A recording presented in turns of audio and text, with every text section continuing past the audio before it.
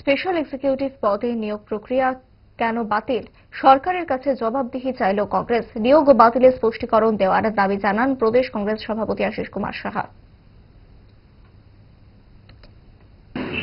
Interview নাটক এই রাজ্যে বারংবার বিভিন্ন পদে তারা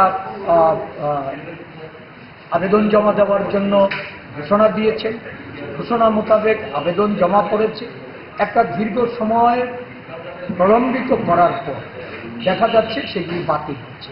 কখনো ইন্টারভিউ গ্রহণ করে সেগুলিকে বাতিল করা হচ্ছে, কখনো ইন্টারভিউ দিয়ে যখন তাদের নিয়োগের প্রশ্নটা যখন আসছে তখন দেখা যাচ্ছে যে দীর্ঘসূত্রিতার ফলে সেগুলি পড়েছিল এবং তা বাতিল করে দেওয়া হয়েছে।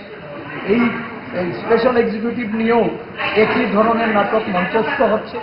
আমরা জানতে চাই যে আগে যে আবেদনগুলি জমা পড়েছে এই আবেদনগুলি কেন তারা এটাকে বাস্তবায়ন করেনি।